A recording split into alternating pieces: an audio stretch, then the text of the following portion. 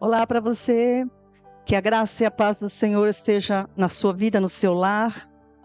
Nós vamos começar a ministração da palavra hoje com o tema a noção correta do que é o pecado. Antes de começar, eu quero avisar para você que eu estou numa sequência de palavras que mostrando uma evolução de pensamento que era muito bom, se você não viu as minhas ministrações anteriores, você ver. Algumas ainda estão no Facebook, mas a maioria delas está fixada no meu canal YouTube, Ana Gasparotto, e eu convido você a examinar, debaixo da direção do Espírito Santo de Deus, esses conceitos, esses ensinos, para que você possa verdadeiramente entender, receber e glorificar a Deus na sua obra que Ele fez conosco, tá? A noção correta do que é o pecado.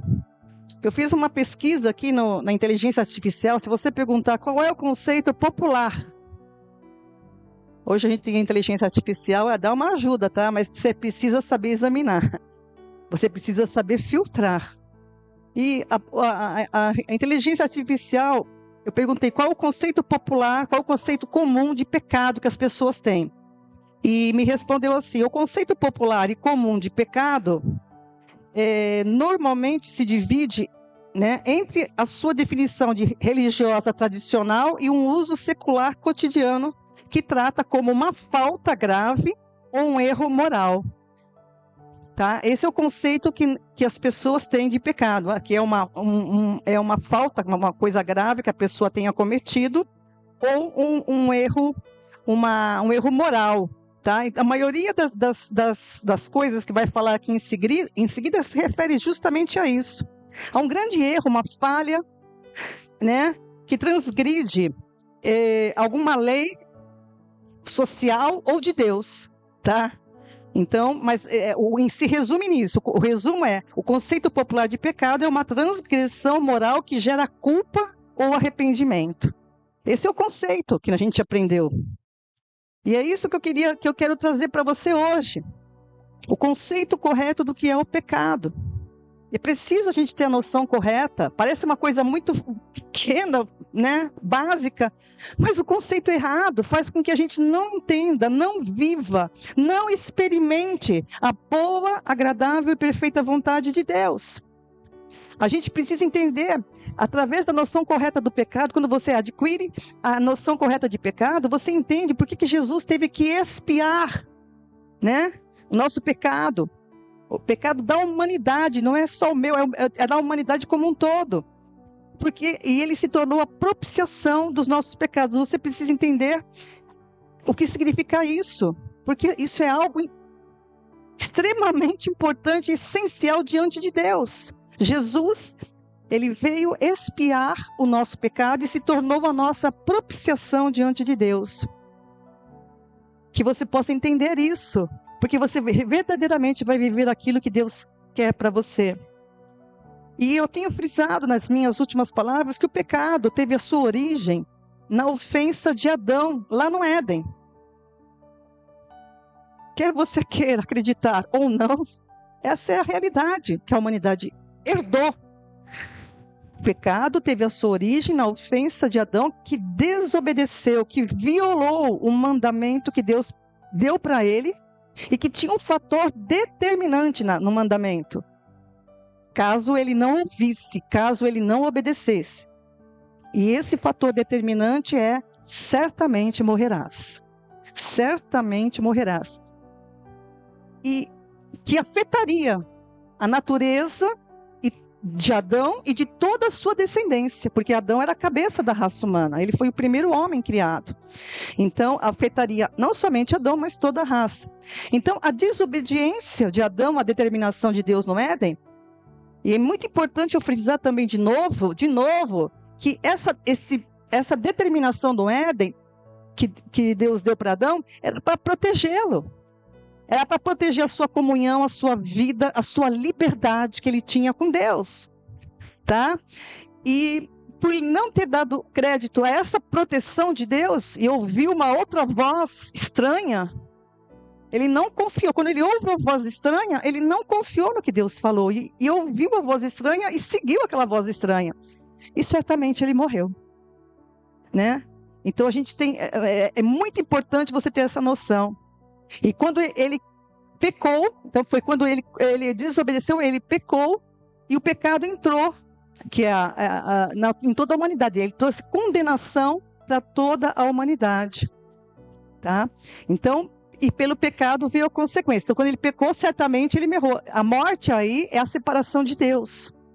Morte é separação de Deus. Certamente morrerás, quer dizer, se você não me der ouvidos, você vai se apartar de mim, porque Deus não quer ninguém na presença dele pressionado. Deus quer que você entenda que Deus é bom. Deus quer que você entenda que o que ele faz é para o teu bem. Quando ele fala, ele quer te dirigir para te dar alegria plena, tudo que é pleno, porque ele é pleno. Então ele quer que você, em liberdade, escolha isso. Adão não escolheu. E nós herdamos isso. Eu vou frisar para aqueles que falam, mas eu não estava, não é justo isso, eu não estava no Éden e herdei a condenação, não herdou a culpa, que tem um post que fala que eu não estava no Éden e herdei a culpa. Não é culpa, você herdou a condenação. Quem foi culpado foi Adão. Ninguém pecou semelhante a Adão. A Bíblia diz que ninguém pecou semelhante a Adão.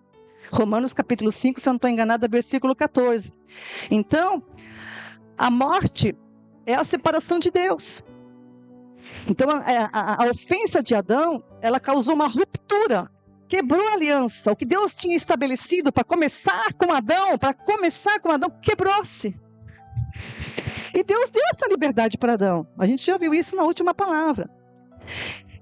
Então, o homem ficou afastado, destituído da glória de Deus, ou seja, morto, porque Deus é vida, e a parte de Deus não existe vida, Ele é o autor da vida, Ele soprou a vida. Se você não quer viver na presença dEle, é morte eterna.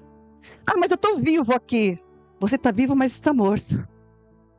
Se você não conheceu a Jesus ainda, se você não entendeu estas coisas pela palavra, pela revelação, pelo testemunho de Deus, você está morto. Eu preciso dizer isso com todas as letras. Não é você é um verdadeiro zumbi, vamos dizer assim. Você está vivo, tendo uma existência, que se você não crer, não tomar ciência da revelação de Deus, da proposta de Deus de resgatar o homem dessa maldição aqui, do pecado, você vai ser condenado eternamente.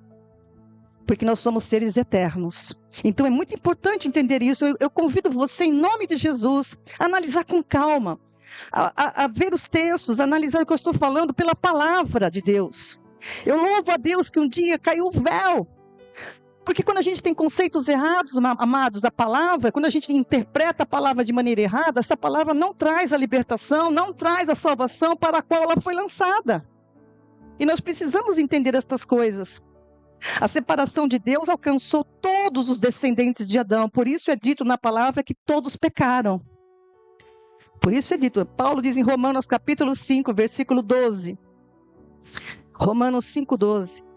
Portanto, como por um homem, presta atenção, por um homem, Adão, entrou o pecado no mundo, e pelo pecado a morte, assim também a morte passou a todos os homens, por isso que todos pecaram.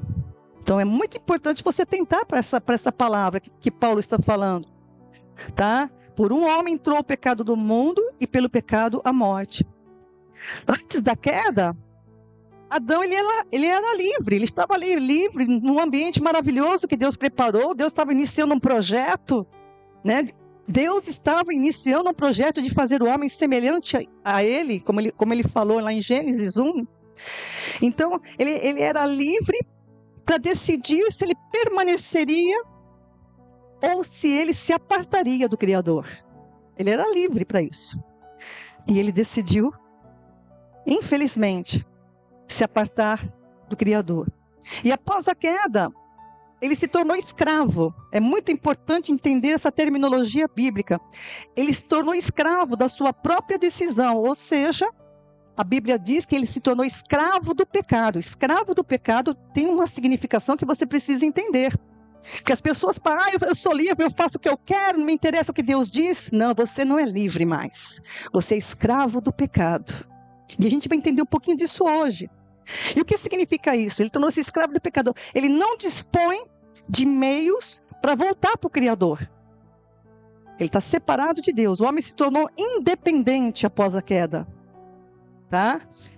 Ou seja, livre de Deus, mas morto espiritualmente. E se partir assim para a eternidade, é condenação eterna.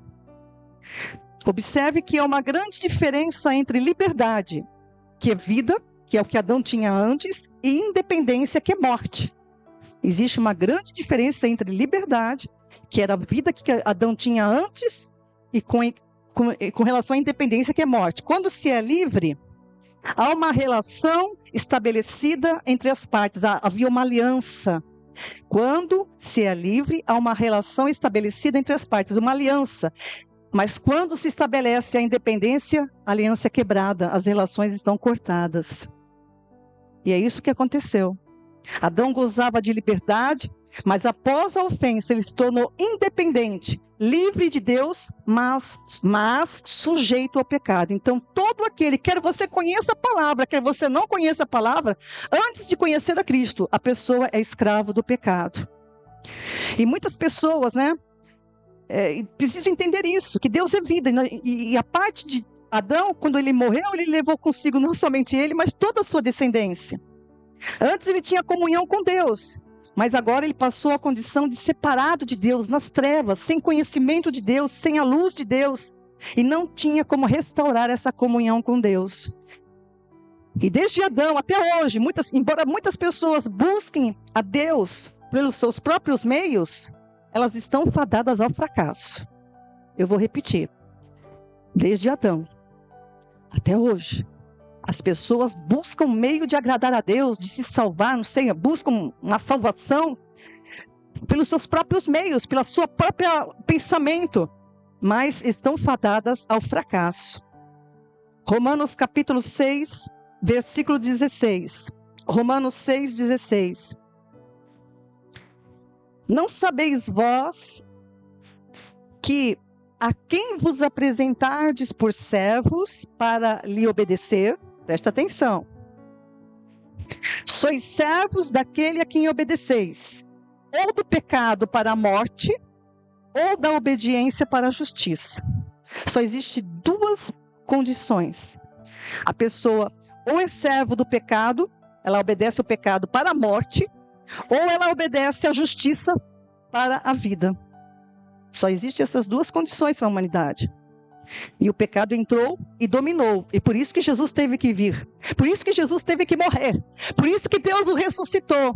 Por isso que ele diz, aquele que nascer de novo verá o reino de Deus. Entrará no propósito eterno de Deus. E você precisa interligar tudo isso para poder receber tão grande e maravilhosa salvação que Jesus Cristo, homem, veio trazer para nós.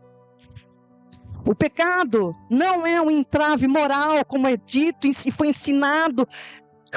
Uma mentira repetida não vira verdade, amados. A gente precisa entender que o Evangelho, o que é verdadeiramente o Evangelho? O pecado não é um entrave de ordem moral, mas é uma condição que se impôs à natureza humana por causa da penalidade no Éden, certamente morrerás. Não tem nada a ver com comportamento. Eu disse na semana passada que se Adão cometesse qualquer outro deslize, xingasse a Eva, maltratasse algum animal, sei lá, eu estou apenas fazendo conjecturas, Deus trataria com ele, não separaria o homem de Deus, mas quando ele desobedeceu uma palavra que o Senhor deu para ele, que era para realmente testar a liberdade dele, ele falhou. E isso o separou de Deus, porque ele não ouviu a palavra. Tá? E a gente tem que entender isso. Quando a palavra de Deus afirma que todos pecaram, significa que todos morreram. Tá? É muito importante. Não é morte física, porque não quer dizer que a gente passou a morrer. Não, a morte física veio depois. Essa é a morte espiritual.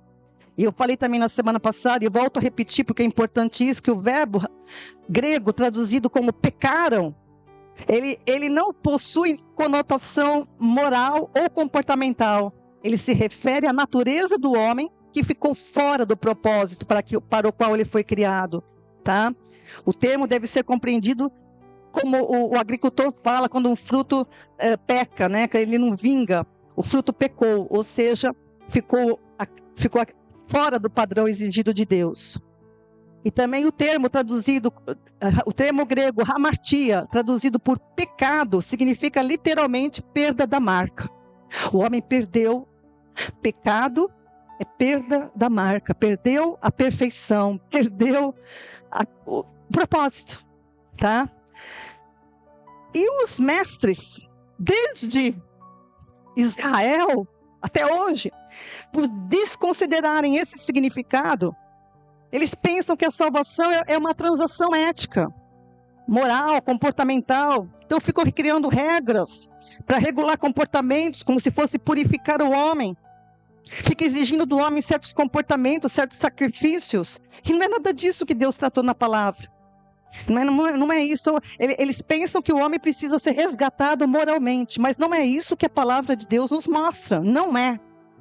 Enquanto as escrituras apontam para o pecado como uma perda da marca, uma perda do padrão, enfatizando que todos os descendentes de Adão morreram, ou seja, perderam a comunhão com Deus, a grande maioria dos estudiosos, por influência da filosofia grega, especialmente, pensam o pecado do ponto de vista da ética e da moral. Esse foi o desvio. Olha como o inimigo, ele sempre entra para... Ele não pode, né? A palavra de Deus é poderosa, mas ele transtorna a palavra. Ele transtornou a palavra e as pessoas pensam o pecado do ponto de vista da ética e da moral. Comportamento, amados, não é questão de... O comportamento é uma questão de semeadura. Eu tenho ensinado aqui na igreja. O comportamento é uma questão de semeadura. Aquilo que eu plantar, eu vou colher. Aquilo que eu faço vai ter consequências. Então, comportamento é questão de semeadura, é questão de responsabilidade, consciência. Quando eu não tenho Cristo, eu estou sem parâmetro para as minhas ações. Eu não tenho conhecimento de Deus, mas quando eu me torno cristã, quando eu me converto, quando eu nasço de novo em Cristo, sim, eu tenho uma responsabilidade e uma consciência diante de Deus, em primeiro lugar, que faz com que eu não tenha comportamentos mais de acordo com o que eu tinha antes, quando eu não tinha conhecimento de Deus. É muito diferente, tá? Então, fazer boas ou más ações, é preciso que você entenda isso também. É segundo o conhecimento do bem e do mal que o homem adquiriu. Fazer boas ou más ações é segundo o conhecimento do mal que o homem adquiriu. E é justamente, eu quero dizer para você que é sobre o conhecimento do bem e do mal que o homem vai ser julgado nas suas ações. Porque ninguém vai escapar, Deus não faz, todos serão julgados pelos seus atos, comportamentos, conduta, tal, omissões, todos serão julgados, os salvos e os não salvos, nos tribunais específicos, e serão julgados segundo o conhecimento do bem e do mal que o homem adquiriu, tá? Eu não pus aí, mas eu queria citar um texto, por isso que é dito, que Paulo diz em Romanos capítulo 8, versículo 1, que aqueles que estão em Cristo não existe mais nenhuma, você já prestou atenção nessa terminologia de Paulo? Aqueles que estão em Cristo não existe mais nenhuma condenação. Por que nenhuma? Não é só uma condenação? Não, eram duas. Eram duas. Aqueles que estão em Cristo, deixa eu pegar o texto aqui direitinho, Romanos 8, versículo 1. Portanto, agora nenhuma condenação há para os que estão em Cristo Jesus, que não andam mais segundo o pensamento humano, carne, mas segundo o Espírito, segundo o Evangelho, aleluia!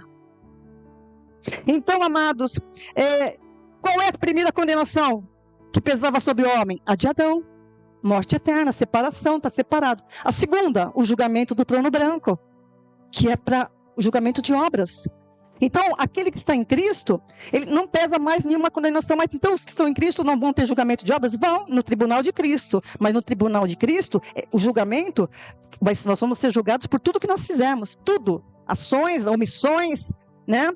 Mas não é para condenação.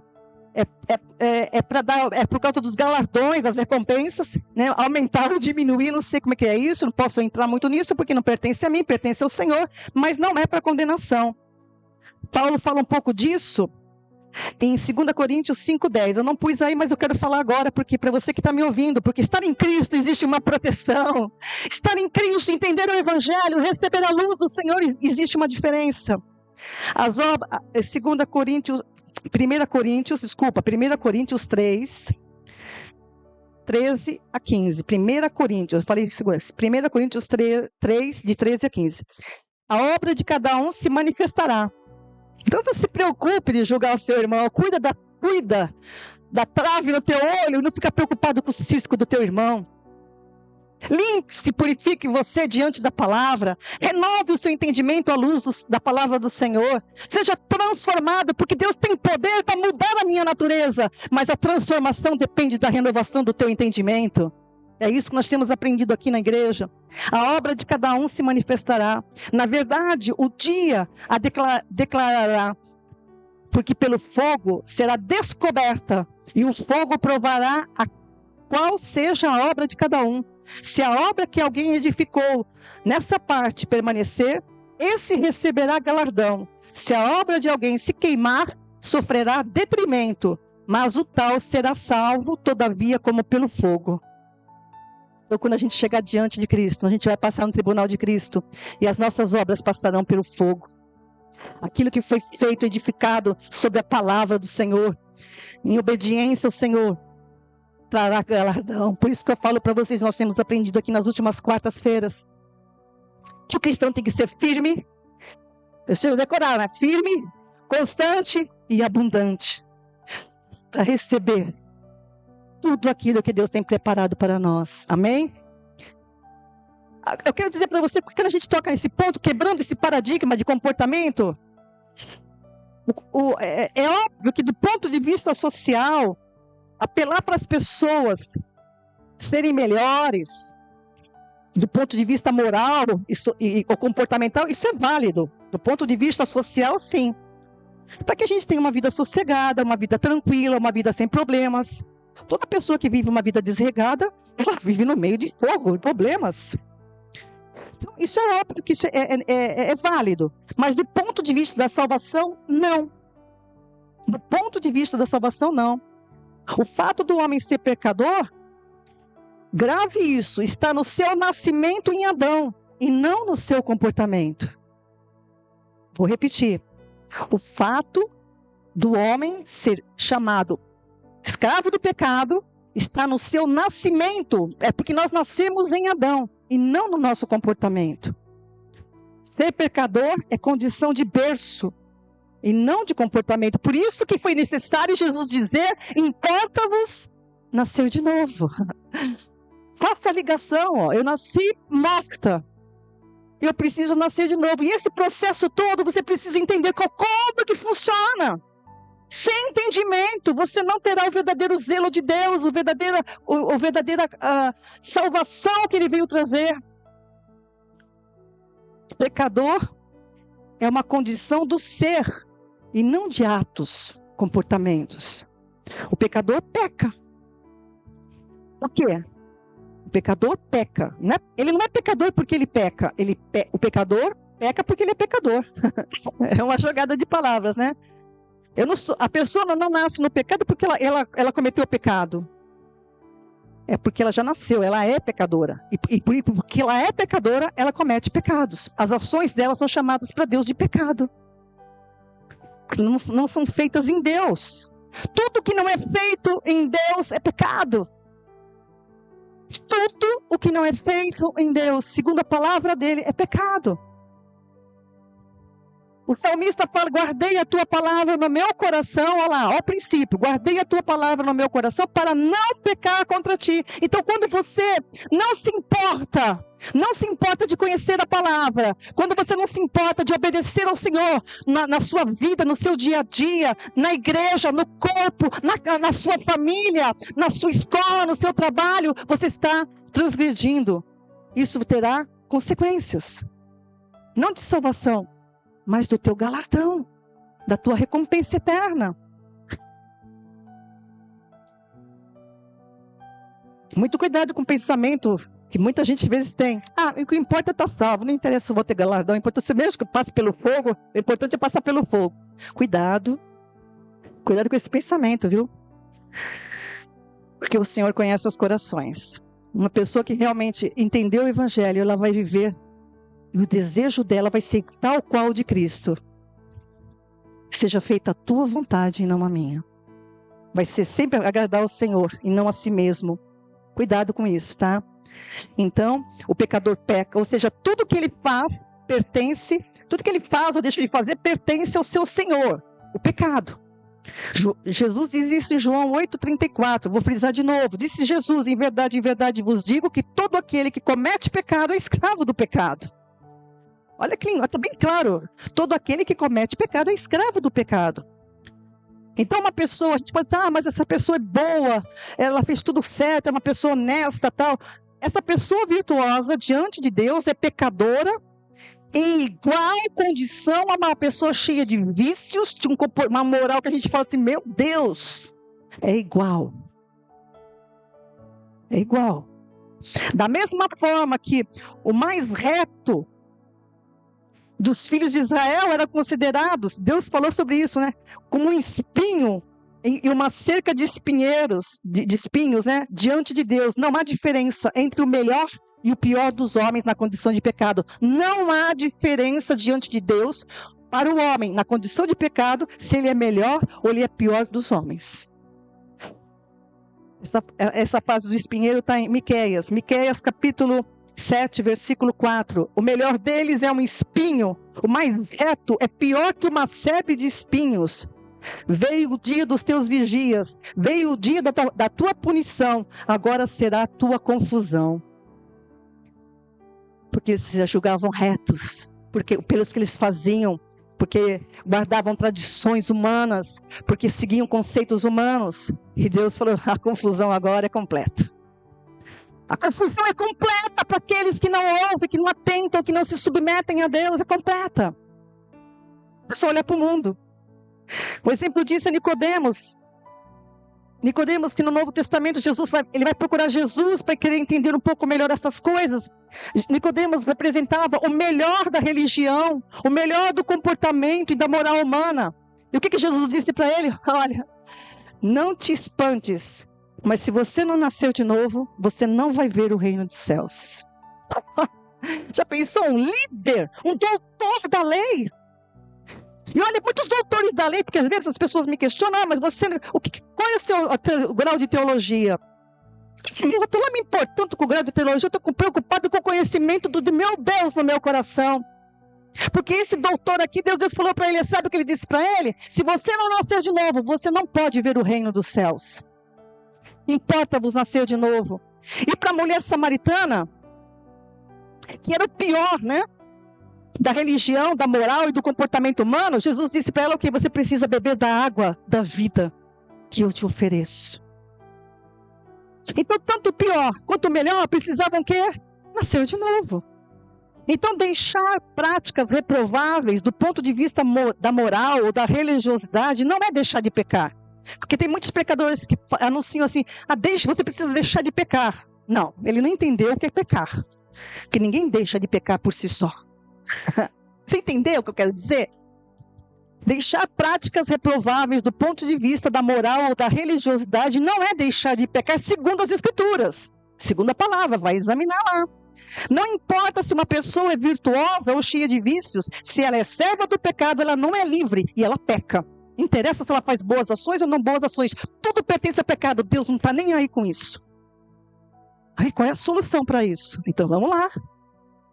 Só é possível deixar de pecar quando essa pessoa morre por pecado. Por isso que a palavra vai usar a figura da escravidão, que mais na frente eu vou falar um pouco sobre isso. Só é possível deixar de pecar quando se morre por o pecado. Mas como isso?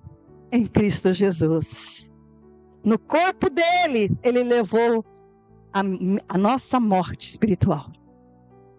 A nossa condenação. Em Cristo está o novo mandamento. Se lá no Éden ele deu um mandamento que era para proteger o homem e ele falhou e pecou, agora existe um novo mandamento que salva. Se você der ouvidos, salvo você será. E esse mandamento agora é crer em Cristo, crer no Filho dele que ele enviou ao mundo para salvar, entender a obra de Cristo, confessá-la com todo entendimento. Para isso você precisa entender, ler as Escrituras. Não é ficar ouvindo, você vai ouvir minha pregação, mas eu peço a você, examine as Escrituras, abra uma Bíblia, folheie ela, deixe ela falar com você.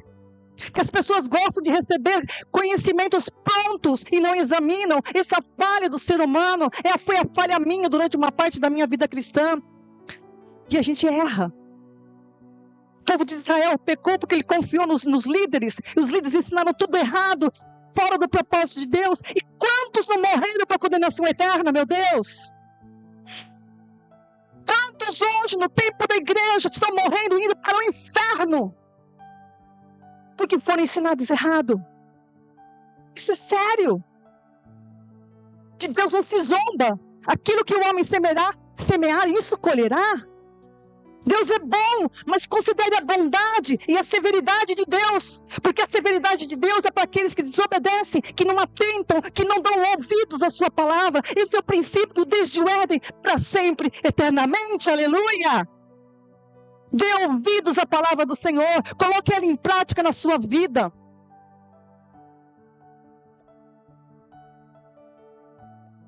É por isso que Jesus disse a alguns dos judeus que diziam, lá em João 8, 32 e 36, vou dar um pulinho aí nessa passagem.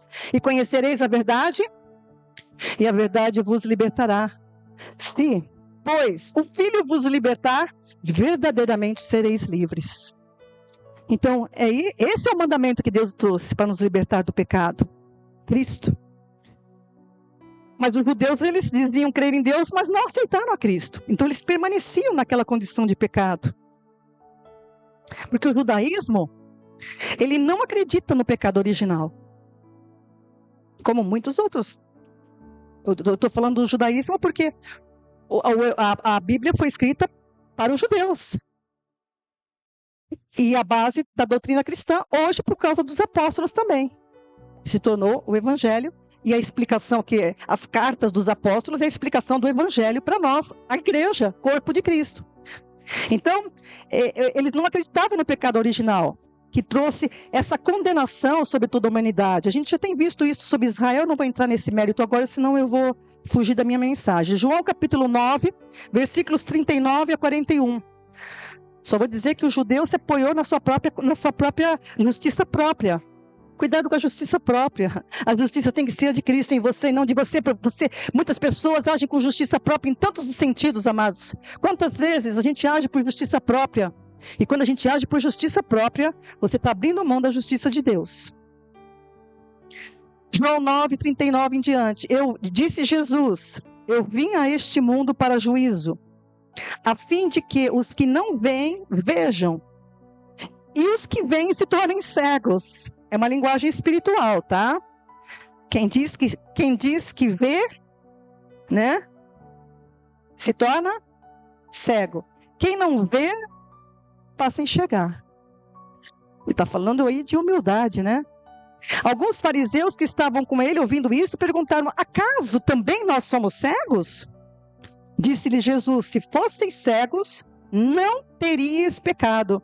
Mas como agora dizeis, vemos, por isso o vosso pecado permanece. O que Jesus estava dizendo? Eles não reconheciam a condição de pecado. Como eu disse, o judaísmo não reconhece que eles eram transgressores. Eles achavam que eles eram filhos de Deus, porque eles são descendentes. Deus chamou Abraão e criou a nação de Israel. Nossa, nós somos os eleitos de Deus. Nós somos aqueles que Deus escolheu para governar o mundo. Nós somos aqueles, os filhos de Deus. Aí Deus deu a lei, mas a lei era para salientar o pecado. Eles não entenderam nada e acharam que guardar a lei era o baluarte deles. E criaram um monte de regras em cima disso. Olha só olha como a coisa descamba. Então eles não reconheceram que eram cegos. E porque eles não reconheceram, eles continuaram na condição de pecado. E assim, amados, está muitos hoje no mundo, nas igrejas. Não entendem o que é o pecado. Ficam debaixo de regras, não faça isso, não faça aquilo, não coma aquilo, não coma isso, se vista assim, se vista assado. Não... É a mesma astúcia do inimigo para tirar o foco. Eu sou livre em Cristo e nessa liberdade eu sei muito bem como eu devo andar.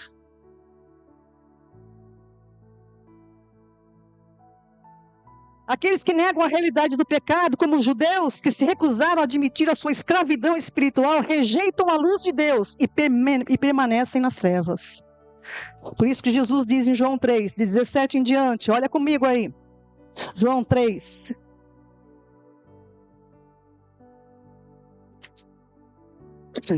Porque Deus enviou o seu Filho ao mundo, não para que condenasse o mundo, mas para que o mundo fosse salvo por ele.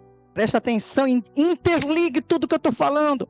Quem nele crê não é condenado, mas quem não crê já está condenado, porquanto não crê no nome do unigênito Filho de Deus. E a condenação é esta, que a luz veio ao mundo, e os homens amaram mais as trevas do que a luz, porque as suas obras eram más, porque as suas obras pertenciam ao pecado, porque as suas obras não eram feitas em Deus, como ele vai falar aqui em seguida. Versículo 20, porque todo aquele que faz o mal odeia a luz, e não vem para a luz para que as suas obras não sejam reprovadas. Mas quem pratica a verdade vem para a luz, a fim de que as suas obras sejam manifestas, porque são feitas em Deus. Aleluias. Amados, os olhos, por mais abertos que estejam de uma pessoa, somente veem aquilo que a mente está preparada para compreender. Por isso que você deve, diante da palavra, ter uma mente pura, uma mente que deseja aprender, uma mente que preparada, preparar o solo, né? Não, eu quero entender, eu não foi assim que eu aprendi, mas deixa eu examinar. É assim que deve ser. Os olhos, por mais abertos que estejam, veem somente aquilo que a mente está preparada para compreender. João capítulo 8, versículos 30 em diante, Jesus ainda falando com aqueles judeus que diziam ter crido nele. João 8, 30, dizendo ele estas coisas, muitos creram nele.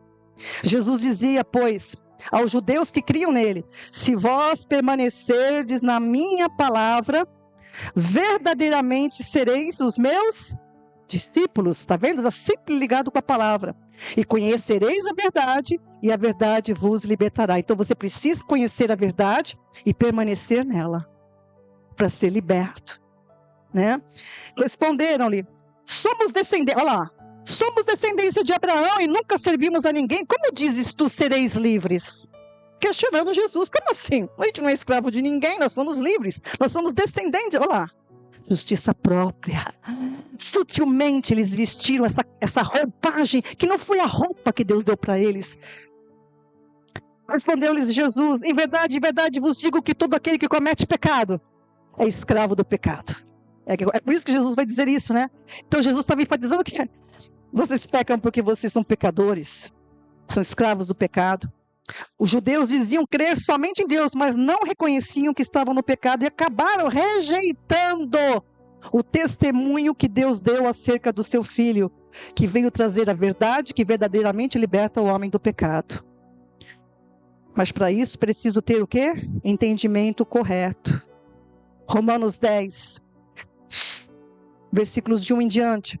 Paulo, Paulo que era um fariseu, que teve uma experiência profunda, que viu o Senhor, que teve revelações no Evangelho, tanto que as cartas dele são cartas bem teológicas, difíceis de entender às vezes, como Pedro vai dizer, né?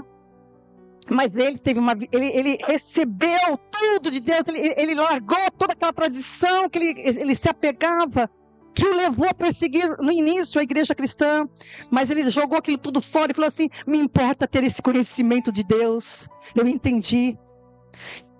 E ele clama pela nação dele que estava enganada, ele fala aí, ó, irmãos, o bom desejo do meu coração e a oração a Deus para o Israel é pela sua salvação, porque eu dou testemunho que eles têm zelo de Deus, mas não com entendimento.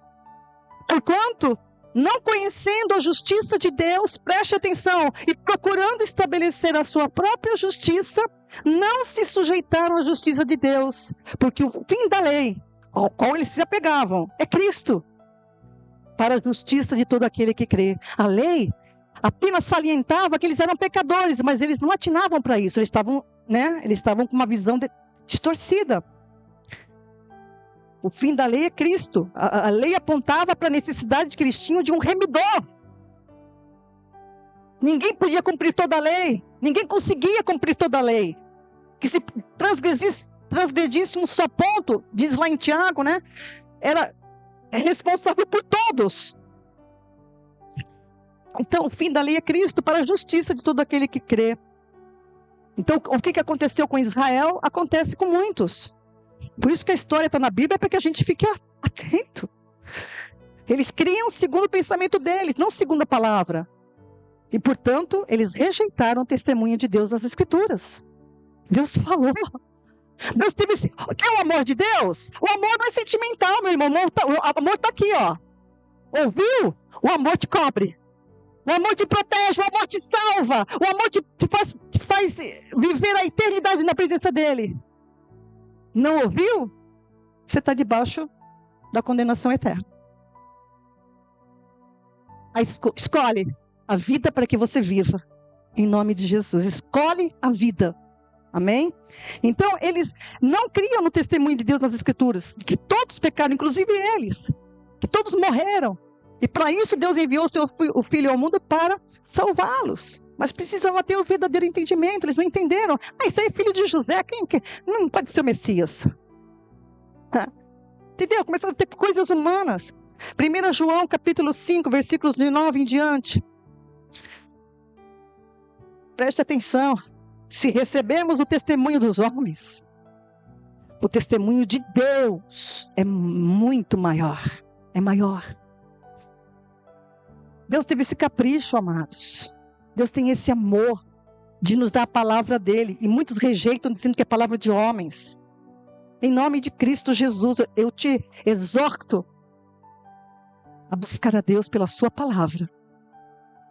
É o testemunho dele para nós. Se você rejeitar isso, não resta nada para você. Se recebemos o testemunho dos homens, o testemunho de Deus é maior. Porque o testemunho de Deus é este, que de seu Filho testificou. Aonde que ele testificou? Através dos salmos, profetas, através de Cristo, através do ensino dos apóstolos. Quem crê no Filho de Deus em si mesmo tem o testemunho. Quem a Deus não crê, mentiroso faz, porquanto não creu no testemunho que Deus deu, que Deus de seu Filho deu. E o testemunho é este, que Deus nos deu a vida eterna. Vida eterna porque o homem está na morte eterna. Entenda isso. Vida eterna não quer dizer que ter uma vida sem fim. Preste atenção. O testemunho é este, que Deus nos deu a vida eterna. E esta vida está no seu Filho. Preste atenção. Por que o homem precisa de vida eterna? Porque ele está na morte eterna. Morte eterna. Morreu aqui, você não vai ficar esperando não sei o que não. Você vai para a morte eterna. Isso lá para frente eu vou te explicar. Mas por enquanto tenta se apropriar daquilo que Jesus está te falando. Quem tem o Filho tem a vida. Quem não tem o Filho de Deus não tem a vida. Simples, né? Simples, não complica. Não complica. Então aqueles judeus e muitas pessoas hoje precisam se arrepender, precisam mudar as suas concepções, precisam reconhecer que estão doentes com a chaga do pecado. No entanto, como aqueles judeus, muitos ainda continuam negando que estão doentes, julgando-se justos aos próprios olhos, enganando-se a si mesmos e não estão na verdade. Marcos capítulo 2, versículo 17. Jesus diz... E Jesus, tendo ouvido isso, disse-lhes: os sãos não precisam, não necessitam de médico, mas sim os que estão doentes. Eu não vim para chamar os justos, mas sim os pecadores ao arrependimento, ou seja, todos os homens. Porque não havia nenhum justo. 1 João capítulo 3, versículo 5. 1 João 3, 5. E bem sabeis que ele, Jesus, se manifestou para tirar os nossos pecados e nele não há pecado. Amados, amado de Deus que está me ouvindo, o problema do pecado nunca foi e nunca será o comportamento humano. E sim o fato de ter entrado no mundo por Adão, que se tornou a porta larga onde muitos entram e seguem no caminho que leva à perdição. É o nascimento que determina o caminho que o homem está. Entende? Então é muito importante entender isso. Da mesma forma que os judeus foram instruídos erradamente pelos seus mestres, né? que transtornaram a palavra de Deus, nós, os cristãos, na sua maioria, também fomos. Quem nos instruiu, instruiu mal sobre essa questão do pecado. E somente a verdade liberta. Amém, igreja? Quantos libertos tem aqui? Quem que se liberta? Nossa, é uma alegria se libertar disso. É muito importante isso. A maioria desses mestres e até doutores em teologia se comportam como os escribas e fariseus, pois eles se preocupam de limpar o exterior do copo e do prato e não cuidavam que o problema está no interior, cheio de rapina, de iniquidade, ou seja, na natureza do homem corrompida. O problema não está no exterior, está no interior, que deriva de uma natureza corrompida. Jesus disse isso, né, aos escribas e fariseus, lá em Mateus capítulo 23. Mateus 23, de 25 em diante. Mateus 23. E no 24, Jesus fala assim, ó: condutores cegos, vocês coam um mosquito e engolem um camelo. Já pensou se eu pregar um negócio desse? Deixa de ser hipócrita. Você fica coando um mosquitinho aí e engole um camelo?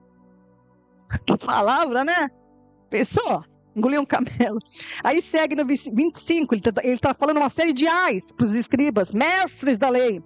Ai de vós, escribas e fariseus hipócritas, porque limpais o exterior do copo e do prato, mas o interior está cheio de rapina e de intemperança. Fariseu cego, limpa primeiro o interior do copo e do prato, para que também o exterior fique limpo. Jesus não está falando de louça. Ele não está falando de louça, ele está falando de natureza.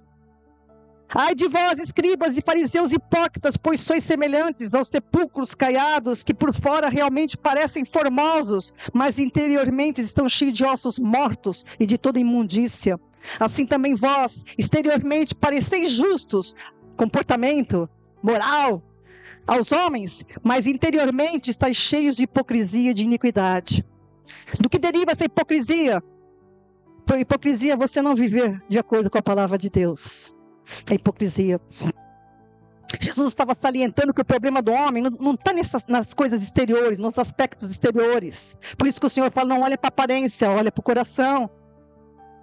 O problema do homem está no seu interior, o homem interior corrompido, a natureza corrompida. A natureza, havia necessidade da mudança da natureza. Ao invés de ficar corrigindo o comportamento, era preciso pregar. Vocês precisam entender que Deus precisa nos resgatar da maldição da lei do Éden. Da lei do Éden, que você tem que ser resgatado. Certamente está morto. Havia necessidade de mudança da natureza, e por causa do entendimento errado e, consequentemente, do ensino errado, o termo original para o pecado quase se perdeu. Mas louvado seja Deus que a sua palavra, Ele guarda a sua palavra, como Ele disse a Jeremias, em 1:12. Eu zelo pela minha palavra para cumpri-la. Então o Senhor não deixou se perder, enquanto a maioria fica pregando com pecado, ligado com a moral e comportamento, trazendo escravidão para as pessoas, mais do que elas já estão. Entende? Deus separou homens, mestres, pastores, segundo o seu coração, que apacentem com sabedoria da palavra, com verdadeiro conhecimento e inteligência, como diz Jeremias 3,15. Ele levanta remanescentes, sempre ele fez isso em toda a história humana. Quando todo mundo se deprava, ele tem sempre alguns poucos que se atentam verdadeiramente para aquilo que Deus falou, está falando e sempre vai falar. Frisando novamente, sempre é preciso ter em mente esse princípio apresentado por Jesus: todo aquele que comete pecado é servo do pecado. Então, se você diz eu sou pecador, então significa que você está confessando ainda, hein? Por isso que eu falo que não pode o cristão mais confessar que é pecador. Mas, pastora, eu ainda erro. Eu também erro. Eu também tropeço em algumas coisas. Porque eu preciso o quê? Transformar o meu entendimento. Isso só vem com a maturidade, amados. Isso só vem quando você errou, entendeu que errou, corrige e passa a agir conforme a palavra. E com o tempo, o fruto do Espírito aparece, sim. Porque o fruto do Espírito é fruto da tua obediência à palavra. Paz, amor, longanimidade, mansidão, domínio próprio. Tudo isso provém de você ter a palavra no coração. Mas se você não lê a palavra, você vai ter o fruto do quê? Da carne. Não porque você não mudou o entendimento. E você está em desobediência ao Senhor. E as tuas obras vão passar pelo fogo. Se sobrar alguma coisa, né? Entende o que eu estou falando? Você entende? Você entende? Todo aquele que comete pecado é servo do pecado e não consegue se libertar por si mesmo. Se o pecador pratica coisas inconvenientes ou não, uma coisa é certa: o salário do pecado é a morte. Romanos 6, 23. Se o pecador pratica coisas inconvenientes ou não, uma coisa é certa: o salário do pecado é a morte. Então, deixar de pecar não é mudar o comportamento, e sim deixar de viver para o pecado, morrendo com Cristo. Daí a importância, amados, de compreender a significação da morte e da ressurreição de Cristo Jesus, que é a sequência das minhas palavras. E na próxima sequência, se Deus assim permitir, por que Deus não perdoou? Porque tem gente que faz essas perguntas, né? É importante a gente saber responder. Por que Deus não perdoou Adão e Eva? Né? Vai ser a sequência das minhas palavras. E eu vou falar um pouco mais na sequência também dessa questão. Como a Bíblia, Deus é muito sábio e usou uma figura humana, que é a escravidão, para designar o que é ser escravo do pecado. O escravo do pecado, a gente precisa entender o que significa isso. Tá? E vai estar nas minhas próximas palavras. Eu convido você, novamente, a estar abrindo as minhas palavras anteriores e se apropriar do verdadeiro entendimento da palavra, que eu apenas sou um canal para transmitir para você. Que o Senhor te abençoe e te guarde, que o Senhor resplandeça sobre você a luz dele, que é a palavra dele, e te abençoe e guarde em nome de Jesus.